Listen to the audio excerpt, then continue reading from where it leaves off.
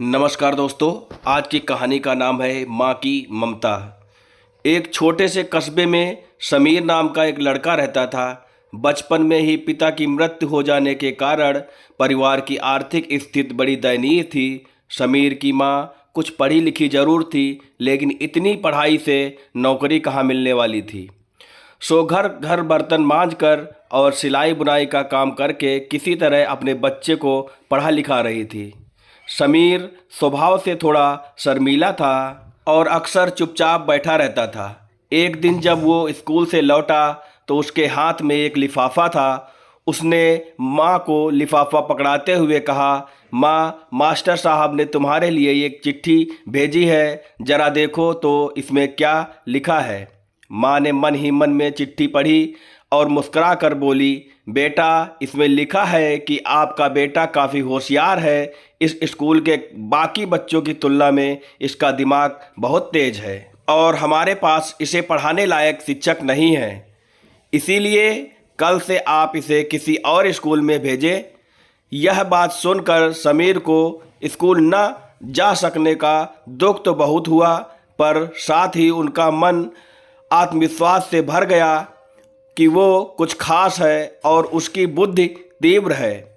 माँ ने उसका दाखिला एक अन्य स्कूल में करा दिया।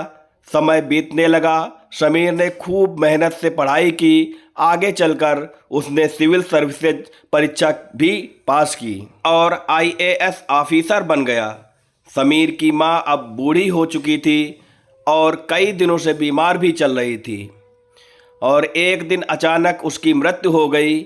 समीर के लिए ये बहुत बड़ा आघात था। वह बिलख बिलख कर रो पड़ा। उसे समझ नहीं आ रहा था कि अब माँ के बिना वो कैसे जिएगा। रोते रोते ही उसने माँ की पुरानी अलमारी खोली और हाथ में उनकी माला, चश्मा और अन्य वस्तुएं लेकर चूमने लगा। उस अलमारी में समीर के पुराने खिलौने और बचपन के कपड़े तक संभाल कर रखे हुए थे। समीर एक एक कर सारी चीज़ें निकालने लगा और तभी उसकी नज़र पुरानी चिट्ठी पर पड़ी। दरअसल ये वही चिट्ठी थी जो मास्टर साहब ने उसे 18 साल पहले दी थी। नम आंखों से समीर उसे पढ़ने लगा।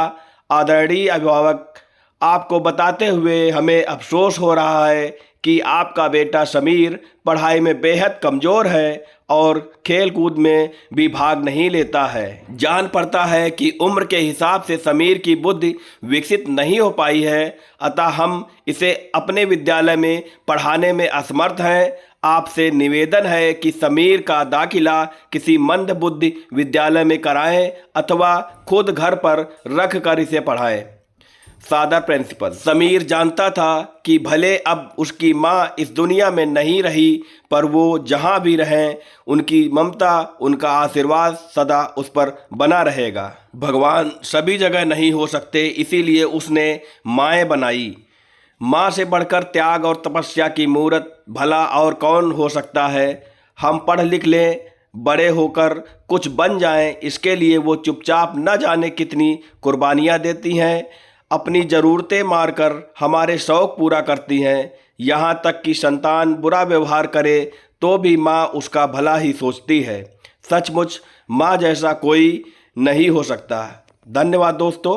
कहानी अच्छी लगी हो तो चैनल को लाइक करें, सब्सक्राइब करें, बेल आइकन दबाना ना भूलें।